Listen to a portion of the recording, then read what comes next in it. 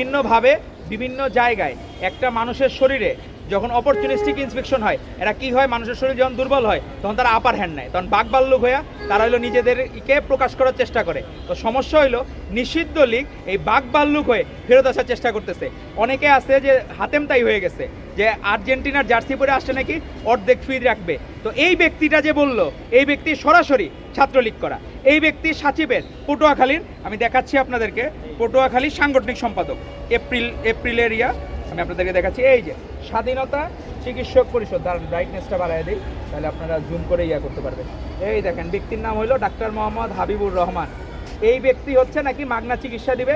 এই committee sign হয়েছে হইলো পটুয়াখালী জেলা সচিবের স্বাধীনতা চিকিৎসক পরিষদের 24 সালের এপ্রিল মাসে, 8ই এপ্রিল। এই দেখেন, তো 8ই এপ্রিলের পরে যে 24-এর গণ অভ্যুত্থান হইলো, এই ব্যক্তি তো তখন বলে নাই যে যারা বাংলাদেশকে ভালোবেসে আহত হয়েছে তাদেরকে আমি চিকিৎসা দেবো, এটা তো বলে নাই।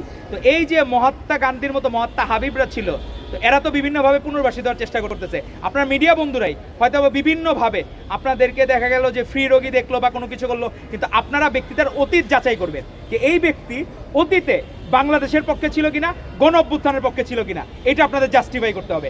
আপনাদের কাছে এতটুকু রিকোয়েস্ট থাকবে, এনে ছাত্রলীগ ইস্যু না, আওয়ামী লীগ ইস্যু না, ইস্যু হইল এই নিষিদ্ধ আওয়ামী লীগ যতদিন নিষিদ্ধ থাকবে, ছাত্রলীগ যত নিষিদ্ধ থাকবে, তাদেরকে বাংলাদেশের মানুষ কখনোই স্বাভাবিকভাবে নিবে না এবং তারা বাংলাদেশের জন্য ক্ষতিকারক। এইটা আপনাকে মেনে নিয়েই আপনার রাজনীতি করতে হবে।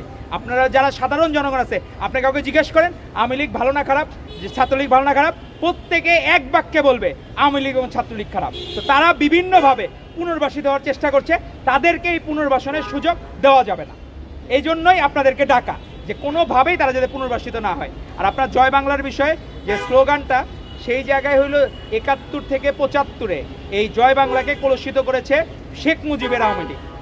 আর তারপরে আবার 96-এর পরে 2001, আবার পরবর্তীতে 2008 থেকে এই 24 সাল পর্যন্ত পুরাটাই এটাকে একদম কলুষিত করেছে যে একজন ব্যক্তি ফ্যাসিস্ট হয়ে তার মুখে জয় বাংলা স্লোগানটা তারা নিজেরা গলা টিপে হত্যা করেছে।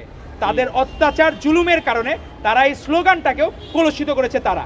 তো বাংলাদেশের মানুষ এই কলুষিত স্লোগান আর শুনতে চায় না। বাংলাদেশের মানুষ চায় বাংলাদেশকে গড়তে, বাংলাদেশি জাতীয়তাবাদে বিশ্বাস করে তারা বাংলাদেশকে হৃদয়ে ধারণ করে। এটা জয় বাংলাদেশ হতে পারে, কিন্তু কোনোদিন জয় বাংলা হওয়ার আর সুযোগ নাই। ধন্যবাদ আপনাদের।